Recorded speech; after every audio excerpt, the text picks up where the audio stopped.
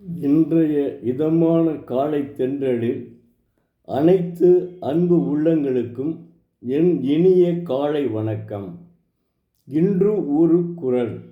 அதிகாரம் 24 புகழ். குறள் எண் 239. வசையிலா வன்பயன் குன்றும் இசையிலா யாக்கை பொறுத்த நிலம். தெய்வப்புலவர் திருவள்ளுவர் புகழ் இல்லாத உடம்பை சுமந்த நிலம் பழிப்பு இல்லாத வளப்பத்தை உடைய விளையுள் குன்றும் என்கிறார். உயிரோடு கூடிய உடம்பை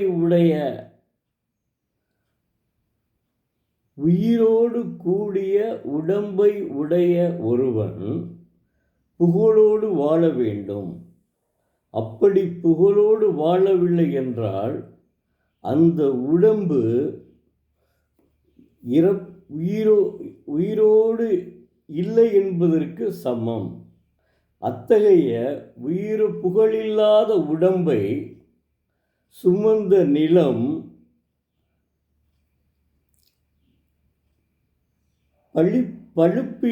பழுதில்லாத பயனை உடைய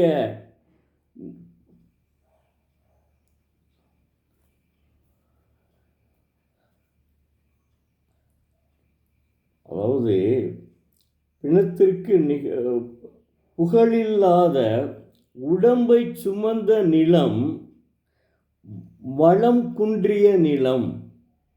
அந்த பழுதில்லாத வளமான விளைவு குன்றும். அந்த நிலத்தில் விளைவு குன்றும். காரணம், அவன் புகழில்லாத உடம்பை சேர்ந்தவன் என்பதால் அந்த புகழில்லாத உடம்பை சுமந்த நிலமே வளம் குன்றும் என்கிறார். அதனால் அந்த வளம் குன்றியதால் அதனுடைய விளைச்சலும் குறையும் என்கிறார் தெய்வப்புலவர். என்ன மாதிரி சொல்லியிருக்கார் பாருங்க. அதாவது எவ்வளவு அற்புதமாக எடுத்து சொல்லியிருக்கார் பாருங்க. ஒரு மனிதன் பிறந்தால் புகழோடு வாழ வேண்டுங்க. புகழோடு வாழ்ந்தால்தான் அவன் நல்ல மனிதன், உயிரோடு உடைய மனிதன். அப்படி இல்லைன்னா அவன் வாழ்ந்தும் பிணத்திற்கு சமம் என்கிறார், நிகரே என்கிறார். இவ்வளோ அற்புதமாக சொல்லியிருக்கார் பாருங்க. அப்போ என்ன செய்ய வேண்டும் என்றால், நாம் உழைத்து வாழ வேண்டும். நாம் உழைத்து வாழ்ந்தது அந்த பணத்தில் நாம் கொஞ்சமாவது எதற்கு செய்ய வேண்டும்? அதாவது தர்மம் செய்ய வேண்டும். கொஞ்சமாவது தர்மம் செய்ய வேண்டும். அப்படி இருந்தால் அது புகழோடு உடைய உடம்பு. இல்லை என்றால் அது பிணத்திற்கு சமமான உடம்பு. அந்த பிணத்திற்கு சமமான உடம்பை இந்த நிலம் சுமந்தால் அந்த நிலத்தினுடைய வளம் கூட குன்றும். அந்த நிலத்தினுடைய வளம் கூட குன்றும். அந்த நிலத்தில் நல்ல செழிப்பாக நிலமாக இருந்தாலும் அதனுடைய விளைச்சலும் குன்றும் என்கிறார். என்ன அற்புதமாக ஓபி சொல்லியிருக்கார் பாருங்க. அதான் அவருடைய தனிச்சிறப்பு. இல்லை என்றால் 117 நாடுகளில் இந்த 117 மொழிகளில் மொழிபெயர்ப்பது இருக்கக்கூடிய ஒரே நூல் திருக்குறள் மட்டும்தான்.